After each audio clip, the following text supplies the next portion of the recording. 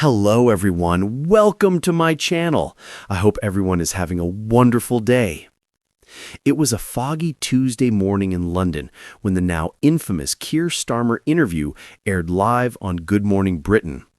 The steam rising from cups of tea in living rooms across the UK did little to calm the storm that was about to erupt.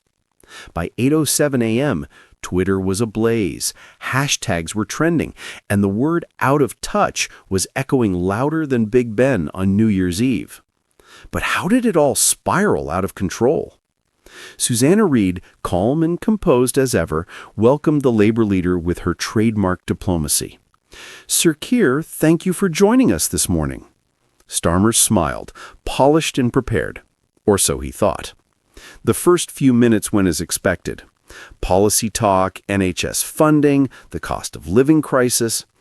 But things took a sharp left turn when Reid asked, "Do you understand what it's like for a family to choose between heating and eating?" Starmer, perhaps a bit too rehearsed, replied with a smooth, "I've spoken to many families and I completely understand the pressures they face." Then came the moment that would go viral. Have you, personally, ever had to skip a meal to pay a bill? Reid asked, cutting through the rhetoric like a knife through butter. There was a pause, just a beat too long. "Well, no, Susanna, I haven't. But I think what's important here is not my personal experience, but the solutions I'm offering."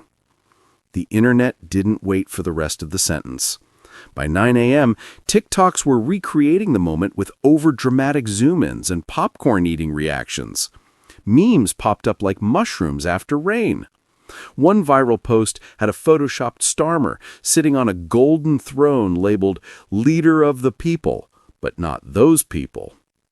And on Good Morning Britain's own social media page, chaos. "Out of touch. How can he lead if he doesn't even get it?" one user fumed. "Embarrassing. Feels like watching a banker trying to relate to a bus driver," another wrote. Some defended him, of course, arguing that leadership didn't require shared suffering. But their voices were quickly drowned out by the digital pitchforks. In the studio's green room, Starmer sat, visibly shaken. Aides were whispering behind cupped hands, phones buzzing non-stop. His comms director leaned in. "We're getting hammered online. Might be time to lean into it, show some humility. Maybe even," he hesitated, "post a selfie in a Greggs or something?" Starmer sighed. "We're not solving this with a sausage roll." Meanwhile, back at the GMB set, the producers were celebrating. The clip was already being syndicated worldwide. American networks were calling it Britain's Biden moment. Reid turned to her co-host. "Did we go too hard?" He chuckled. "It's politics, not poetry. And if that's too hard, maybe he's in the wrong job." By noon, politicians from every party had weighed in. Rishi Sunak tweeted a suspiciously smug emoji.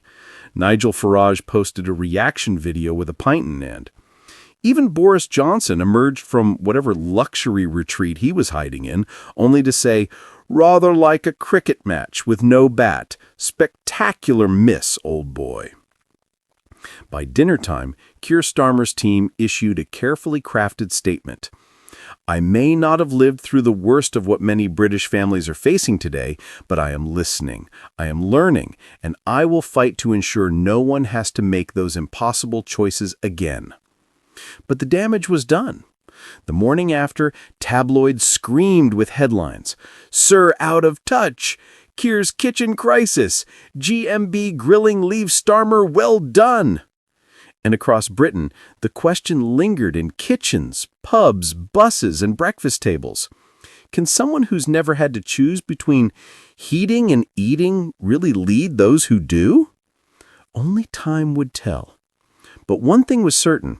That Tuesday morning, live on Good Morning Britain, the political mask slipped and the country saw something they weren't quite ready to forgive.